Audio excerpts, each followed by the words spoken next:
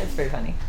What's up, CFD? Coach Elliott here. I'm with Coach Sam and Coach Jack, and we are doing the first video of a series of videos that we're going to be doing to help you guys get better, to become better athletes, to become healthier, to increase your wellness. And basically it's going to be analyzing movement, technique. It's going to talk about cycles that we're doing and anything that we think is going to help you in your pursuit of health and wellness. All right, so with starting that out, the first thing we're going to talk about is the cycles that we've been doing. So most of you guys know that we have been doing a unilateral training cycle, which means we're doing a lot of one-legged stuff. So a lot of lunges, step-ups, lateral step-ups, different things that we can do to get the legs balanced out and stronger. Okay, so we did that for 6 weeks. This week is the 6th week. All right, and you guys can see this board. We're gonna get a little closer to it. But week 1 through 6 was the strength cycle.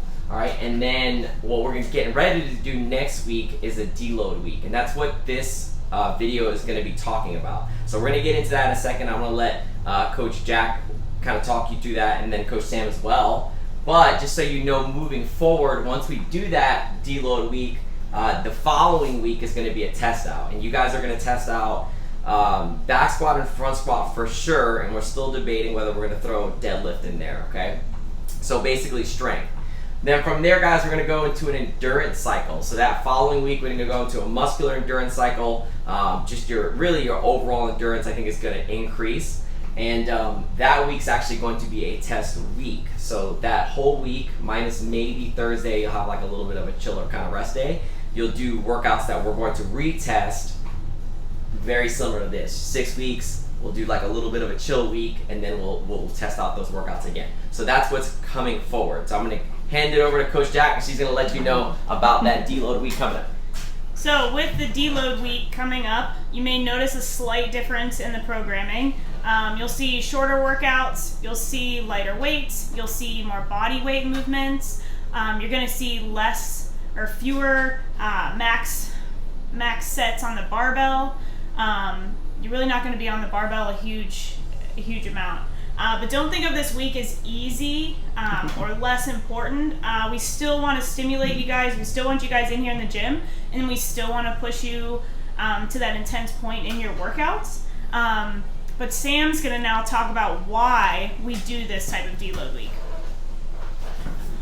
All right, guys, come on over to this board. Hopefully you guys can see this nifty graph that I tried to draw nicely. You guys can see why exercise science was my major and not art. But the whole purpose of a deload week is to prepare our body for the next phase that's going to come up. You guys have already put your body through a whole lot of stress through volume and through strength, because that's what we focused on for weeks 1 through 6. And when that happens, so when we start a cycle, we have this baseline of fitness.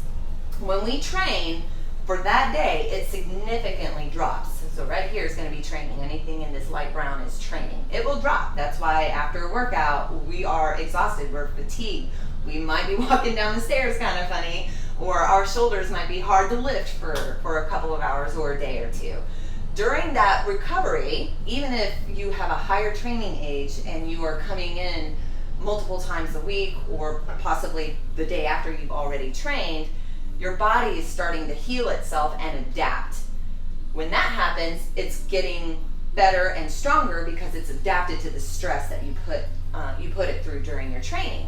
And what happens is something called supercompensation. Your body is doing this kind of a rebound adaptation, getting prepared to be stressed again. So that's where we see that increase in strength, or for the next cycle will be some endurance. This is where that supercompensation happens, and you can see that it's above that baseline. You come back in, you train, it's going to go down again. And this is a really nice wave that, when done correctly, eventually your baseline is going to be higher. And you can see how, although it drops every time it trains, your baseline is higher every time. And that will be individual, but the whole point of it is prepare your body to get ready for something new, but we also have to rest the central nervous system, because if we overtrain, our risk for injury is much higher. We lose motivation to train. Our joints get very achy, and those aren't able to heal very correctly. and that can lead to possible injury. And it's also, we have a breakdown of muscle that happens anytime you train, anytime you stress it. You have a breakdown of bone. They're all microscopic, but that's how we get stronger. If we don't ever allow that recovery period to happen, then things can be pushed too far, and then your body is going to actually start regressing. And not only that, it's just you don't feel good overall. So our body always wants to stay at homeostasis. So this is why you will never see, unless it's just a genetic freak of nature, you'll never see someone who's an Olympic lifter and also an Olympic marathon runner. There's always going to be that decrease in some component of fitness. But overall, we're maintaining that baseline. Siri's trying to talk to me, right? But that's art.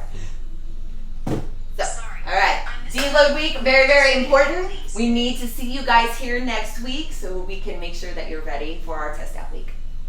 Awesome. Any last words? See you guys next week.